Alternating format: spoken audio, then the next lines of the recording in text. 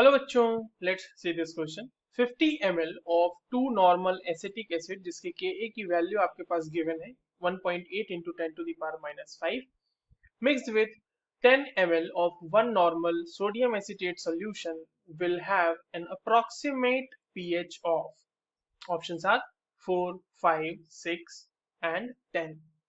तो चलिए इस क्वेश्चन को सॉल्व करते हैं बच्चों। और सबसे पहले ये देखते हैं कि इस क्वेश्चन को सॉल्व करने के लिए हमारे पास कौन से की कॉन्सेप्ट की जानकारी होनी चाहिए। देखो, ये जो सवाल हमसे पूछा गया है वो बेसिकली पीएच कैलकुलेशन का सवाल है। और वो पीएच कैलकुलेशन किसका होना चाहिए बच्चों? वो पीएच कैलकुलेशन होना चाहिए एसिडिक बफर का। ठीक है, एसिडिक बफर।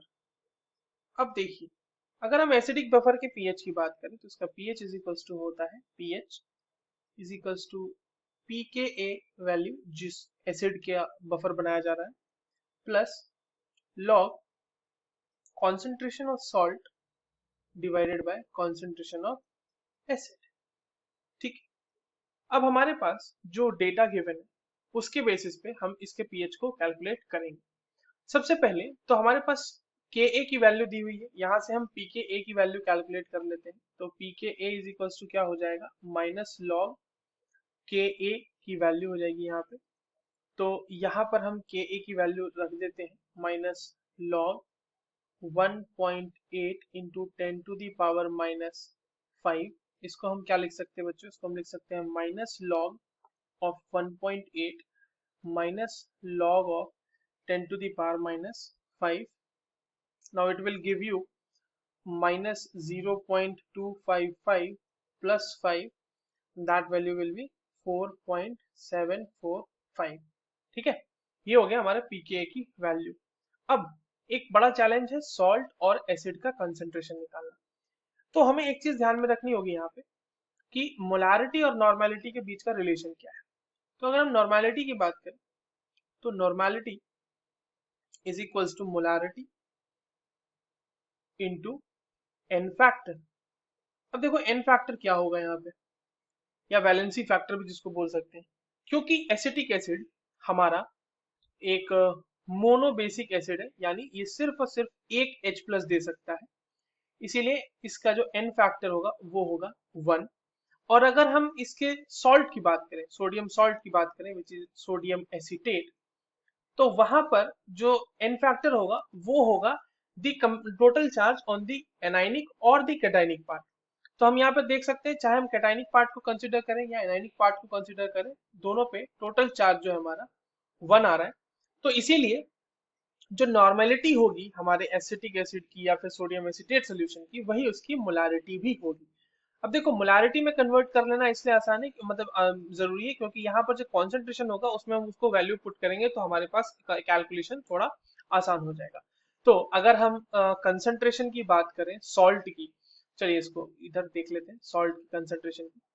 तो देखिए सॉल्ट का कंसंट्रेशन कितना हो जाएगा बच्चों? तो सॉल्ट का कंसंट्रेशन देख लेते हैं, नॉर्मल कितना है उसका, 1 नॉर्मल लिया गया है, 10 ml लिया गया है। तो उसके नंबर ऑफ 1 नॉर्मल मतलब 1 मोलर, तो उसके मिली मोल्स कितने हो जाएंगे, 10 into 1। और टोटल वॉल्यूम जो अब सॉल्यूशन का हो जाएगा वो हो जाएगा 30 ml। राइट, तो ये हो जाएगा हमारा सॉल्ट का सॉल्यूशन। ये मोल्स पर लीटर में भी आप इसको लिख सकते हैं, दिस इज मोल्स, या फिर इसको मोलर ही लिख लेते हैं सीधा, मोलर सॉल्यूशन कंसंट्रेशन हो जाएगा ये 10/30। This is for salt, right. 30 कैसे हो गया टोटल वॉल्यूम?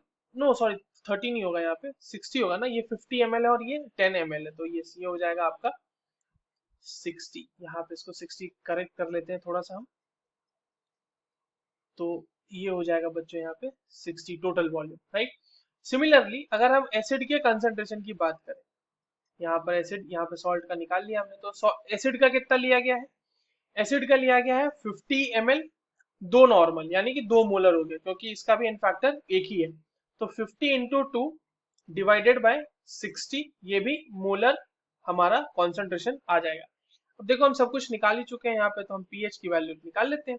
तो p K a plus log concentration of salt divided by concentration of acid. P K की वैल्यू हम ऑलरेडी फाइंड आउट कर चुके हैं विच इज 4.7 745 5 प्लस लॉग, अब देखिए आप यहाँ पे क्या होगा कि ऊपर हो जाएगा 10/60 और नीचे हो जाएगा 100/60। तो आपको 60 और 60 कैंसल आउट हो जाएगा, ये फाइनली हमें क्या दे देगा 4.745 plus log 1/10 which will be giving you -1 as a result।